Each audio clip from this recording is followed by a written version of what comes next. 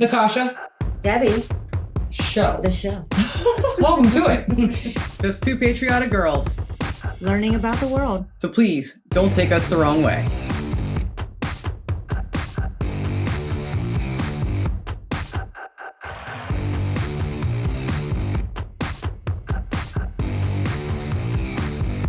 I missed you guys. Sexies. Ooh, Welcome to the Natasha and Debbie show. sexy edition. Is it? Not Could really. be. Stay tuned and find out. Even if you think it's sexy, hit that like button and also consider subscribing. It's absolutely free. Now that all that corniness is out of the way. No, keep going. I'm enjoying this ride. I like the Debbie show. Oh, no, it's the Natasha and No, Debbie show. please So keep going. Jump on in here. Hit the like button if you wanted to keep going. See, they didn't hit it, so So keep going. they didn't hit it. So And I now they keep have. going. So keep going. You got this. So we have missed you guys, and we are so glad that you're here with us. And as always, we love learning on this channel. Look at me stumbling. Isn't it fun? I hope you did hit that like button. She's pushing through a lot of fear right now. Please hit the like button for Debbie and consider subscribing to the channel. Okay, you want me to help you out? Yeah, jump on in You're here. doing great though. You don't need me. Uh-huh. I'm just the pretty face. I'm just kidding. We all know the pretty faces right here. No, we're both pretty faces. Anyway, hi. So today we are going to learn something really exciting. I think it's exciting. And if you're watching this, you might agree. Otherwise, I don't know why you're watching, except to look at Debbie. Or Natasha. There's like 5 people that look at me. Anyway, but this video today, guys, is from a good friend, and that's Rob's London. And you will find the link to his channel in the, say it for me. Description of this video. Yeah. So Rob is an amazing guy, and he's just super, super nice too. And he puts out a lot of great videos on London. Rob's And London. a lot Get of it? other things. Yeah. But So today, yeah, this is going to be fun. we are going to look at, is this London's oldest landmark? Do you know what it is? I mean, what is London's oldest landmark? London's pretty old, so what Right. is the oldest thing in London? I refuse to read the description because I don't want to know anything about it. So I thought that'd be more fun to not know. So don't know. Do you know? And I think you're going to learn something, even if you do. I don't know. I So know this we're is a going to bunch learn. yeah, we have no idea. Anyway, we're excited about this episode. We hope that you'll be interested in this too. And if you do learn something, we love to hear that. So let us know in the comments. And now let's find out, is this London's oldest landmark? Hello, and thanks for stopping by. It goes without saying that London is packed with all manner of world-famous landmarks. Everything from the Tower of London and Westminster Abbey to Buckingham Palace, the London Eye, and much, much more. There's one particular point of interest though, which, despite having been around for countless centuries, tends to get overlooked nowadays, even though it used to be one of the city's most celebrated landmarks. A curious object known as the London Stone. Wait, what? Hold on. That's it? You'll find the London Stone tucked away in its own custom-made cabinet at 100. Yeah, I'm like, stopping. I was, I'm sorry, I have not heard of the London Stone until now. nope. Have you? I No, mean, I'm sure they probably have. It's right there. well, if they've been to London, but maybe they haven't been to London, and maybe they haven't heard of the London Stone, just like us. You're hilarious. Look, though, he was just walking up to it. Like, I didn't even know he was walking anything. Just like, I'm just like, well, we're walking down the street. He's talking to us. Oh, okay. There's this thing. Yeah, and I can't wait to learn about this. Okay, let's get into this. I'm really confused right now. You'll find the London Stone tucked away in its own custom-made cabinet at 111 Cannon Street, just across from Cannon Street Station. Hence why we started there. Compared to other London landmarks, it's tiny. A block of oolitic limestone measuring just 53 centimetres long, 43 centimetres wide, and 30 centimetres high. Give me that feet. Hardly a rival to Nelson's Column. However, so integral is this stone to the very fabric of London, it's feared the city itself would face collapse were this block to ever disappear. No. Come on now. Come on now. You The kid. London Stone as it appears today is a mere fragment of what it once was, a stoic chunk that's been whittled down by the ravages of time. Okay. Everybody feeling story time coming? I'm getting comfortable. Yeah. This is intriguing. Okay. Been London whittled Stone. down. Who was whittling it? I don't know. Let's find out, though. I'm really interested. Get comfy. In years gone by, it's formed part of a larger structure, a distinctive monolith which was originally sited in the middle of the road. Back then, by the way, Cannon Street was known as Candlewick Street, Cannon being a corruption of this old name. Okay. It has nothing to do with artillery. In 1578, an early French travel writer named Monsieur L. Grenade described the London stone as being 3 foot high, 2 foot wide, and 1 foot thick, whilst the famous early chronicler of London, Size of John you. Stowe, writing 20 years later, stated that the stone is, quote, fixed in the ground, very deep, fastened with bars of iron, and otherwise so strongly set that if carts do run against it through negligence, the wheels be broken, and the stone itself unshaken. Huh. Monsieur Grenade and John Stowe's descriptions are far from the first mentions of the London stone, though. By the time they were writing about it in the 16th century, it was already considered an ancient landmark. What? And the stone was deemed important enough to be included on some of the earliest detailed maps of the city. Is that it right there? Yeah. Oh, wow. John Stowe claimed the earliest written accounts of the London stone had appeared in a 10th century book, which had been presented to King Athelstan by Christchurch, Canterbury, although unfortunately there's no surviving evidence of this supposed manuscript. Dang. However, we do know that the very first Lord Mayor of London, who took on the role in the year 1189, was named Henry Fitz Elwyn Londonstone, stone spelt in those days as Stane. Londonstone being a common surname in the 12th century, which was adopted by folk who resided close to the famous landmark. Interesting. Okay. Despite its long history though, no past chroniclers of London, or indeed archaeologists today, can be sure of when the London stone first arrived in the city, or what its original intended purpose was, similar, in a way, to the mystery surrounding Stonehenge. Okay. The most fanciful legend, conjured up by Geoffrey of Monmouth in the 12th century, suggests it was brought here from the ancient city of Troy by the mythical King Brutus, whilst another fable claims the stone was installed by King Lud, after which the city was called London by turning tongues. A more plausible theory is that it was the Romans who introduced the London stone for use as a marker to which all distances to and from Londinium could be measured, That makes similar more to the sense. manner in which King Charles Island, just south of Trafalgar Square, is now used to denote the capital's official centre. Really? Well, this is just too much information. Okay. That's awesome. Did you know this stuff? Did you know this? That's pretty awesome. I'm going to say it's not the mythical god guy. Mythical, get it? Yeah, the Roman story sounds a little bit more plausible, but This is crazy. How many of you have walked by this and didn't even notice it, or did but didn't know the history behind it? I want to know. I would walk by it and be like, yeah, don't because know. just watching that footage, I mean, people are just walking by like, no I big mean, deal. but at the same time, what are you gonna do? Hey, every time I see the London Stone, I'm gonna sit here and admire it.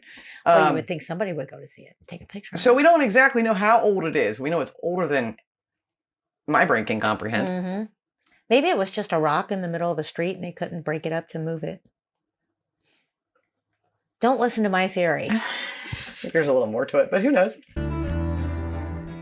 Although the London stone is not known to have borne any Latin inscriptions, this idea does make some sense, as it sits on what would have been the approximate route of Watling Street, and was also close to the southern end of Ermine Street, which ran along what's now Bishopsgate, both of which were major highways in Roman Britain. Well, I put a road through that there. Having said that, some believe that the stone, which according to tests run in 2016 was quarried in the Cotswolds, although earlier studies suggest Rutland, was already in place when the Romans arrived, and was possibly used as an importance marker by early Britons, or even as an altar for Druid worship, as suggested by William Blake, who in his epic work Jerusalem wrote, "Where Albion slept beneath the fatal tree, and the Druid's golden knife rioted in human gore, in offerings of human life. They groaned aloud on London stone." Okay, that's creepy. Yeah, that is creepy. John Stowe also stated it was likely the stone once served a commercial purpose, a meeting spot where loans could be arranged and paid off at designated times. There's so many thoughts on this. There is at least one recorded incident of the stone being involved in something of a business capacity. Such as? In 1671, a batch of spectacles, which had been made in a shop on Cannon Street, not the optician shown here, I hasten to add, were deemed by the Guildhall as being bad and deceitful, and so the order was given to have the dodgy merchandise smashed to pieces upon the London Stone. Oh. Interesting. It's been claimed that, during the medieval era, the stone was of such symbolic importance, newly crowned monarchs were expected to lay their hand upon the landmark as a means of asserting their authority. There's a lot There's to no this little evidence stone. such ceremonies were ever conducted, although in 1450, the London Stone was famously acknowledged by Jack Cade, the leader of a rebellion against King Henry VI, who, upon storming the capital, tapped the monument with his sword and audaciously declared that he was now lord of this city. Interesting.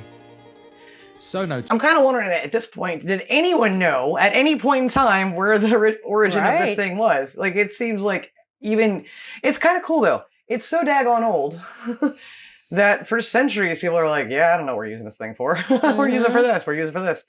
In a way, right? But whatever I pause that on, this looks really neat, by the way. That's just a really cool carving. It's just, yeah, there's something so old that you're going back centuries ago, people trying to figure out, you know, where it came from, why it's there, its original origin. And is it real or is it just a tale? Yeah. And so many different versions of what it could be, and then also what it was used for, and different theories and philosophies on it.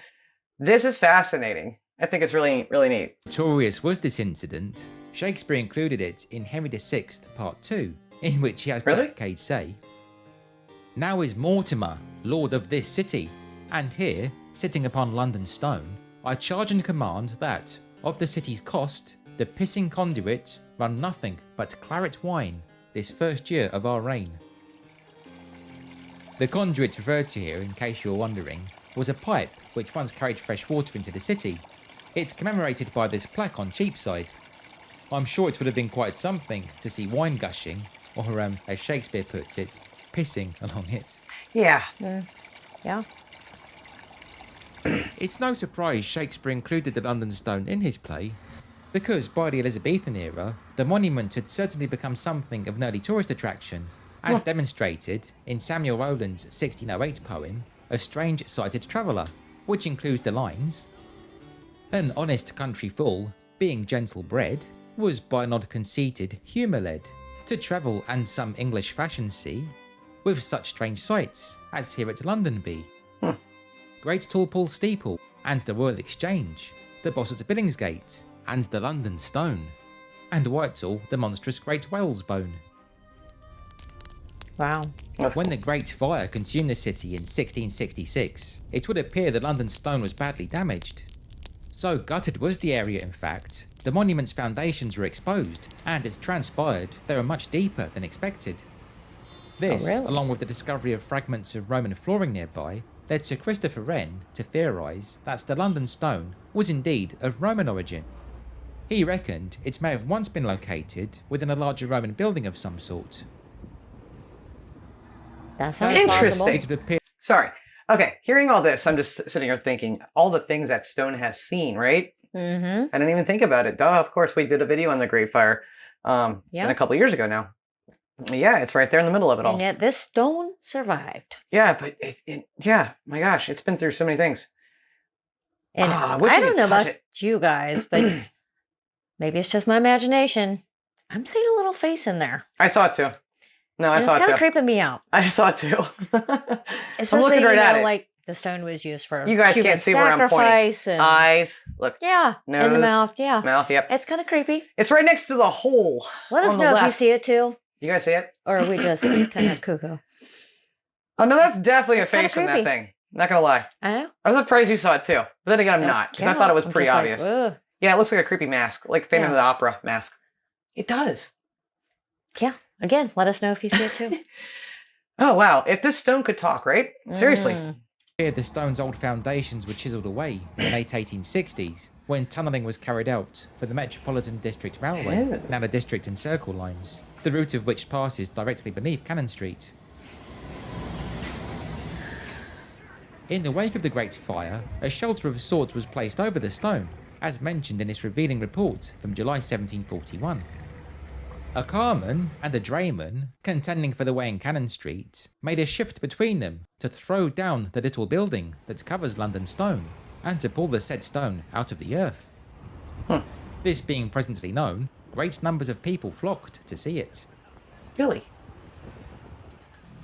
This insight suggests the London Stone had become something of an obstruction to traffic, so it's perhaps no coincidence then that just a year later, in 1742, the remains were relocated to the south side of Cannon Street, close to the corner of Dowgate Hill. Okay. I was wondering if they moved it or if they just moved... Yeah, I kind of don't like that part. St. Swithin's That city, Church, the street. which had stood opposite the stone since the 13th century, but was destroyed in the Great Fire, was rebuilt by Sir Christopher Wren. So closely associated were St. Swithin's and the London Stone, in fact, their names were often combined when referring to addresses or the neighbourhood in general. That's really cool. As demonstrated in this rather disturbing extract from March 1757, when a vagrant, previously banished from the area, was detected in the parish of St. Swithin, London Stone. He was ordered to be whipped publicly in the above parish, which was accordingly done, with notice given him that if he returned as a vagrant, he would, as a convict, be transported to His Majesty's plantations in America for 7 years. Despite there being a widely held superstition that London would fall if this famous little stone were to ever disappear, Yeah, where did that originate the London from? Stone eventually came to be considered a nuisance by some, possibly because it blocked the street and attracted gawpers. And in the late 18th century, plans were made to have it removed altogether. Really? Fortunately, a local printer named Mr. Malden stepped in to have the landmark saved, which he achieved by having the stone shifted to the north side of Cannon Street and set against the wall of St. Swithin's. This was carried out in 1798, and the stone remains in the same position today, even though the church no longer exists. Wow. When the stone was first incorporated into St. Swithin's, it sat within a relatively unguarded alcove, the purpose being to leave it as far as possible in its original simplicity. Okay. In 1869 though, the church wardens agreed to commission an ornamental covering with a grille, which would allow the London Stone to remain visible to the public, Wow, that's so but cool. beyond the reach of mischief. Sadly, St. Swithin's was destroyed during the Blitz, although miraculously, the London Stone, in a manner befitting its mythical status, managed to survive, and it remained at the bomb site for over 2 decades. That's incredible. At the that's okay. Wow. Yeah, that is. I mean, wow. Dang. This thing is indestructible. It does Yeah, I seem think that you way. probably should not move it. If you do, the whole of London is just gonna make sure swallow it up in stays the earth. intact. for Yeah, sure. keep it safe. Mhm. That's what a story. Then, in the early 1960s, the ruins were cleared to make way for an office block.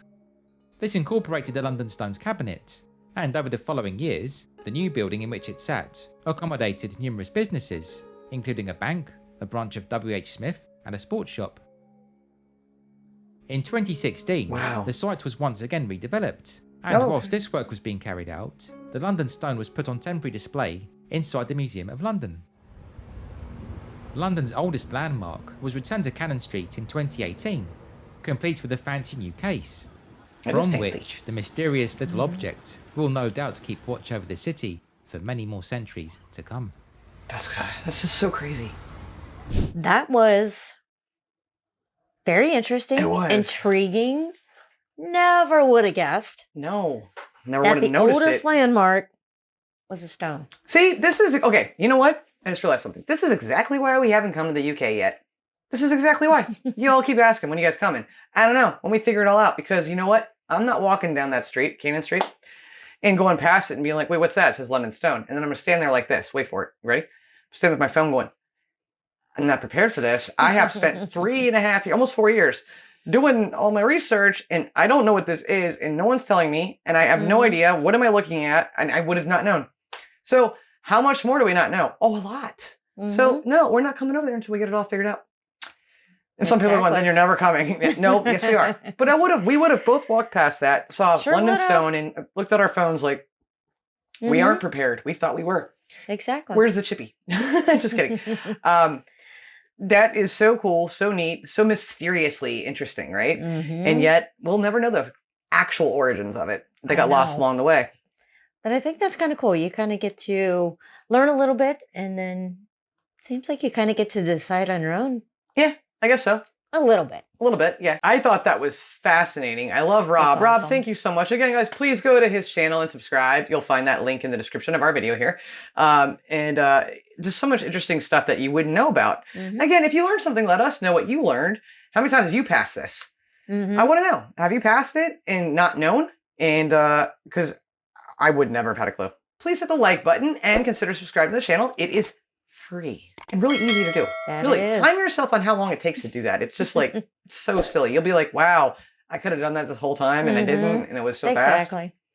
And why'd you wait? Because you knew it was going to be worth it. But thank you guys so much for watching this episode. We hope you enjoyed it, and we'll see you on the next one.